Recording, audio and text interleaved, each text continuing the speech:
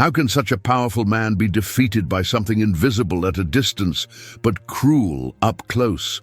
Naaman was a national hero, a feared, respected, and admired commander throughout Syria. When he passed through the streets, soldiers saluted, nobles bowed, and the people murmured his name as if pronouncing that of a savior. There were victories on his resume that guaranteed the peace of the kingdom. His strong arm had defeated armies, conquered cities, and defended his homeland with honor. But there was something he could not overcome. Naaman had leprosy. Behind the gleaming armor and expensive cloaks, the skin hid wounds.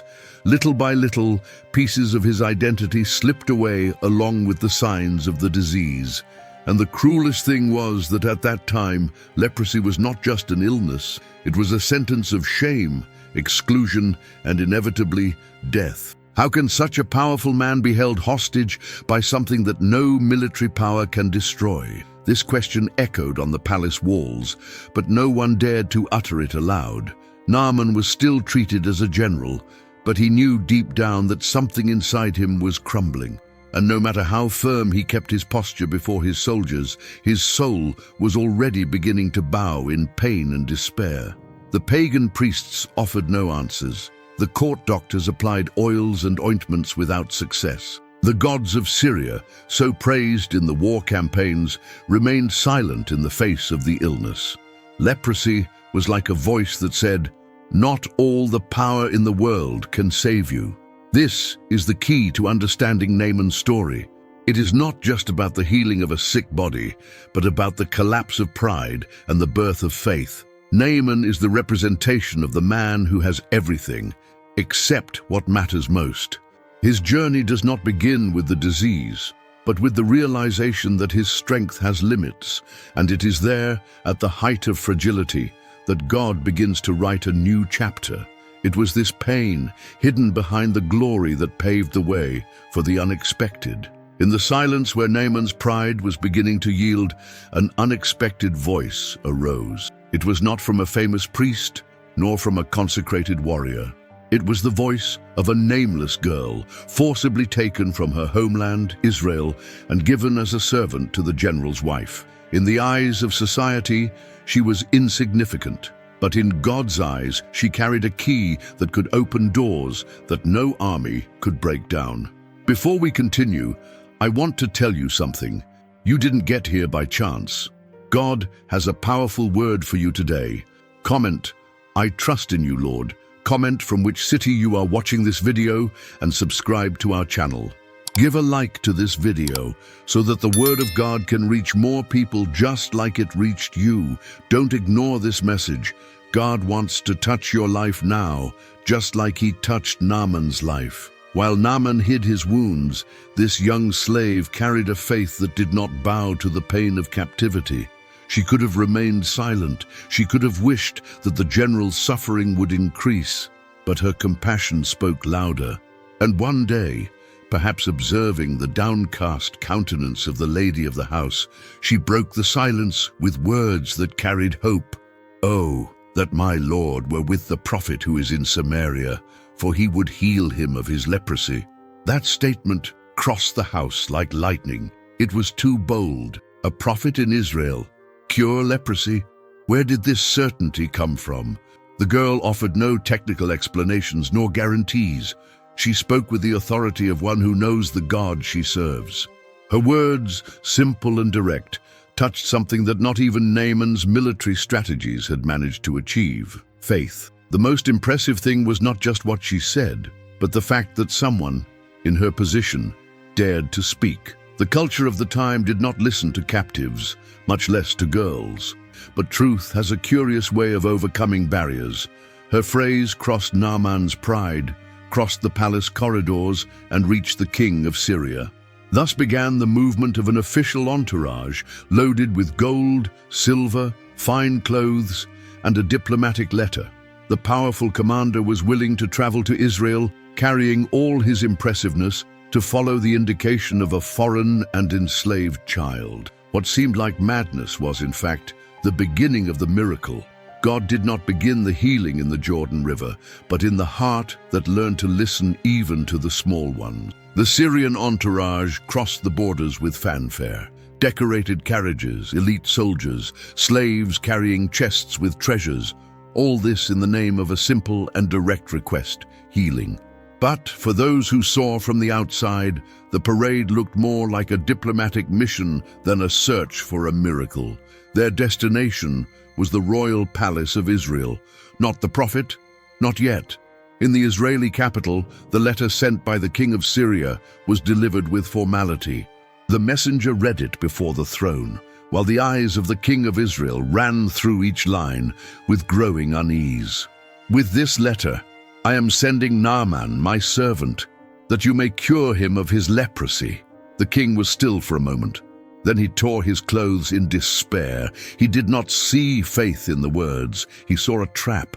Am I God, to kill and make alive? He cried, feeling the weight of a responsibility that was not his. To him, the Syrian king's demand seemed like a provocation. If Naaman was not healed, the conflict between the nations could reignite. And this time, Israel did not have the military strength to sustain a war. The king's panic reveals something deep. Even in Israel, true faith was hidden. The palace was more accustomed to political games than to miracles. The prophet Elisha lived not far from there, but he was not part of the court. He was not consulted as an official advisor, although his fame as a man of God was known throughout the country. When Elisha heard of the commotion, he sent a simple message to the king. Why have you torn your clothes? Let him come to me, and he will know that there is a prophet in Israel. It was more than an invitation. It was a call for faith to reassume the place that politics had occupied. While the king despaired before leprosy, the prophet saw an opportunity for God's name to be glorified. Naaman, without knowing, was about to leave the center of human power to find the true center of divine power. The palace did not have the cure, but the prophet's house, hidden in simplicity, held something that gold could not buy. Naaman departed from the palace towards the prophet's house, but what he found along the way was already beginning to confront his expectations. The streets through which he passed did not have the brilliance of the Syrian avenues. The people did not bow with reverence. That region of Samaria was too common, too simple, distant from everything he associated with power and prestige. When he finally arrived at Elisha's house, the simplicity of the place was shocking. There were no guards at the gate, nor polished servants to receive him with red carpets. And most surprisingly of all, the prophet did not come out to receive him. Naaman got out of his chariot with the posture of one who was accustomed to being honored, but remained before a closed door. Instead of Elisha, a messenger appeared. The instruction came directly, without explanations, without rituals. Go, wash 7 times in the Jordan, and your flesh will be restored. That's all. No ceremony, no loud prayers, no laying on of hands. For a man trained in battles and accustomed to grandiose gestures, this seemed like an affront. If you are enjoying this story, don't forget to like this video. God will bless you in a grand way. Naaman expected a spectacle, an act of power that lived up to his greatness, but all he found was a simple command, coming from a man who didn't even bother to appear in person. It was as if God, through Elisha, was intentionally breaking down every layer of pride that still clothed the general's heart. He felt anger, indignation. Wounded pride began to bubble inside. Are not Abana and Pharpar, the rivers of Damascus, better than all the waters of Israel? The Jordan was muddy, without shine. To Naaman, the order sounded like humiliation, not like a solution. But there was the crux of the process. The miracle would not happen in the cleanest place, nor in the most predictable way. God didn't need to prove anything. The test wasn't about the Jordan, it was about Naaman, and Elisha knew that. He didn't leave the house because he knew that his presence was not necessary. What Naaman needed to find was obedience, not spectacle. While the general returned to the chariots, furious and confused, the healing was already beginning to trace its path, just not the way he expected. The dust raised by the wheels of the entourage marked the way back. Naaman left Samaria indignant. There was no battle, there was no cure, just an absurd order to dive 7 times in a river he despised. Everything within him screamed that it made no sense. His soldiers walked in silence, respecting the commander's contained fury. None of them dared to offer an opinion. After all, no one there understood what was happening. The Jordan was small, irregular, muddy. Its waters ran slowly, without impressiveness. To Naaman, that place represented everything he was not. His whole life had been built on glory, greatness, and appearance. Now, before a possible miracle, God placed him face to face with humility, emptiness, and absurdity. The order was to dive 7 times, not once, nor 3, nor 5. 7. A number that echoed perfection, fullness, process. The cure would not come instantaneously nor halfway. It would be complete, but only at the end of total obedience. It was as if each dive was an invisible stage of a spiritual process. Pride sinking, vanity detaching, hardness of heart breaking. Naaman did not know, but that was the most difficult war he had ever faced, and his greatest enemy now was internal. Every part of him resisted the idea of exposing himself, of submitting, of obeying something he did not understand. A Syrian general undressing before everyone to enter a foreign river. It was more than strange. It was humiliating. But God works against human logic. He seeks not only to heal bodies, but to transform hearts. And this process requires surrender.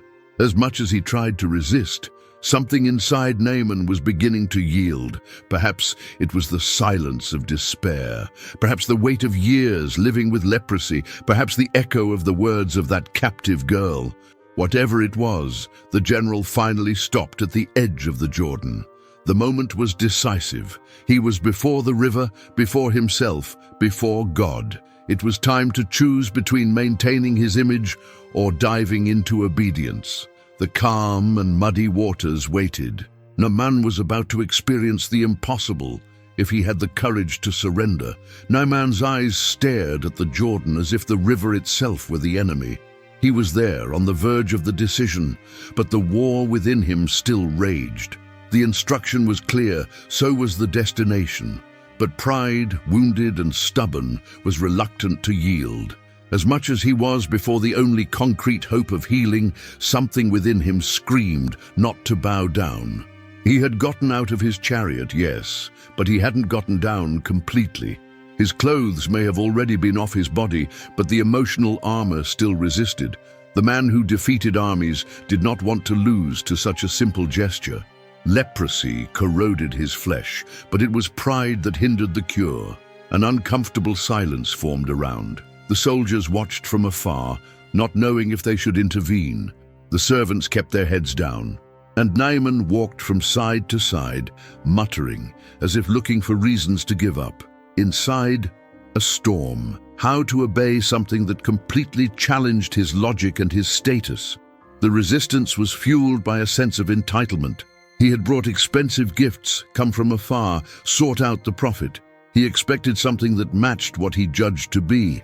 But Elisha confronted him with the opposite, a faith that cannot be bought, a cure that requires surrender. The river continued there without saying a word, and so did the cure. There was no negotiation. The order was clear. 7 dives, nothing more, no adjustments, no adaptations. Naaman needed to win the biggest battlefield, himself, anger mixed with frustration. Deep down, he knew he had no other alternative. He had already tried everything. He had already trusted in other gods, sought human solutions, but nothing changed. The leprosy remained, and that was his last chance. He took a deep breath. It was not yet time to dive, but something was beginning to crack inside. Pride, wounded by the simplicity of the process, was beginning to show its cracks. A warrior in silence, fighting against his own will. The river did not move, but God was acting, and the first miracle was still invisible, the breaking of the resistant heart. While the general still hesitated, another voice was preparing to intervene, one he never expected to hear. Naaman remained standing, still fighting against the simple order that demanded 7 dives. Anger burned inside, and pride tried to regain control. It was at that moment, at the height of the silent tension, that the voice of one of his servants rose carefully but firmly. It was not an authoritative voice, nor did it carry titles or insignia. It was the speech of someone who closely followed the general's steps and knew, perhaps better than himself, the weight he carried. The servant approached with respect, but without fear. Naaman was accustomed to commands, but now he heard advice. "My father," he said, using an expression of affection and honor, "if the prophet asked you to do something difficult, would you not do it? How much more now when he only told you wash and be clean?" Those words cut like a blade, but they did not hurt. They freed. They came loaded with logic, but also with compassion. The servant did not argue with Naaman's pride. He only placed him before a mirror. What was at stake was not the difficulty of the order, but the willingness to obey. Naaman would have done any heroic feat, faced any enemy, endured any sacrifice. But he hesitated before such a simple act. The wisdom of the servant was the turning point. Sometimes it is precisely in the voices that the world considers smaller that God chooses to breathe direction. Naaman was a man surrounded by powerful men, but it was the speech of a servant that led him to the right decision. That moment sealed what Elisha had initiated. What God needed to break was already broken. Now, faith could act. Naaman looked at the Jordan again.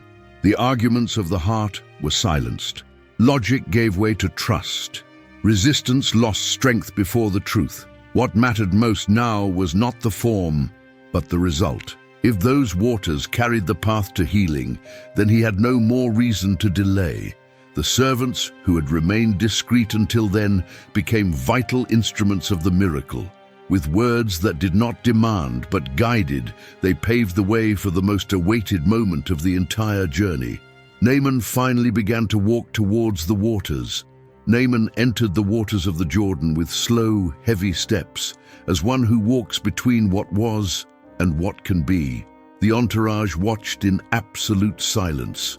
No order was given, no drum rolled, just the sound of the water being cut by the body of a man who, for the first time, was totally vulnerable. The first dive was cold, literal, and symbolic. The currents of the river touched his sick skin, but nothing changed. The second was similar. The third, the fourth, the fifth, still without signs. The leprosy continued there, visible, rooted. Every time he emerged, the expectation was frustrated. And even so, Naaman continued. That perseverance was the miracle under construction. God could have healed him on the first dive, but there was something deeper being treated. It was not only the flesh that needed restoration, it was the heart, the pride, the faith. The sixth dive left him underwater for a moment, perhaps a little longer than the others. When he came out, still nothing. But now his eyes no longer carried the same doubt. Then came the seventh. When Naaman rose from the waters for the last time, what the eyes saw was unbelievable. The leprosy had disappeared. The skin, once marked and corroded, was now clean, alive, soft, like that of a child. Not only healed, but renewed. Not only cured, but restored from its origin. The comparison with a child was not accidental. It was as if God was saying, "Start over. Go back to the beginning."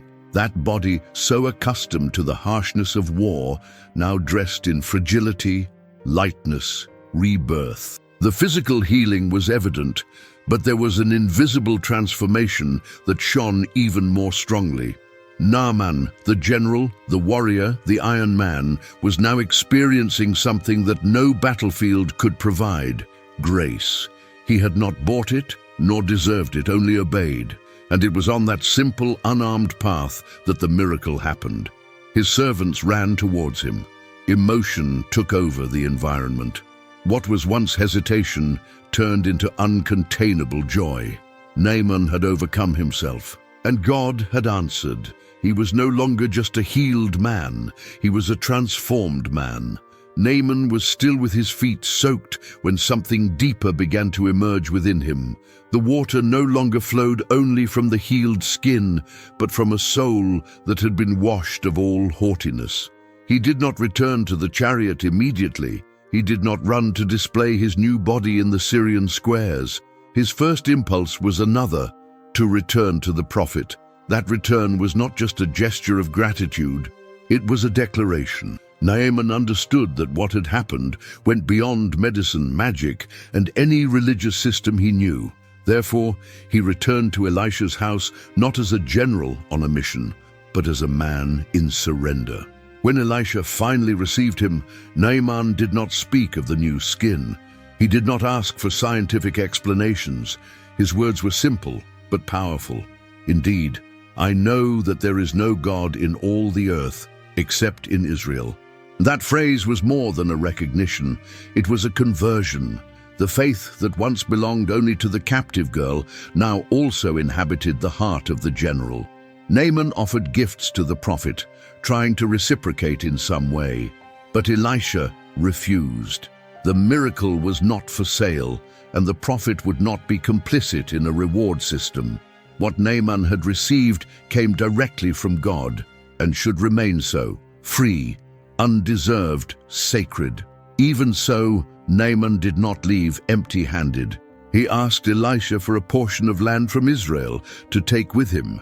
It was not superstition, it was a desire to keep alive the memory of the place where he found the true God. He also said that, from that moment on, he would not sacrifice to any other god, but to the Lord. But there was a curious detail.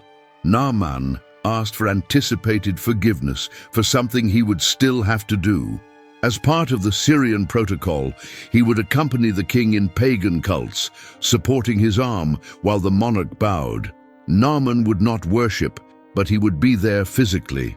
It was as if he said, "My heart belongs to the Lord, even if my obligations drag me to places that no longer match who I have become." The prophet did not rebuke. The transformation was real, and God knew that. Naaman returned home healed, but not only in his skin. He returned as someone who now carried a new name before heaven.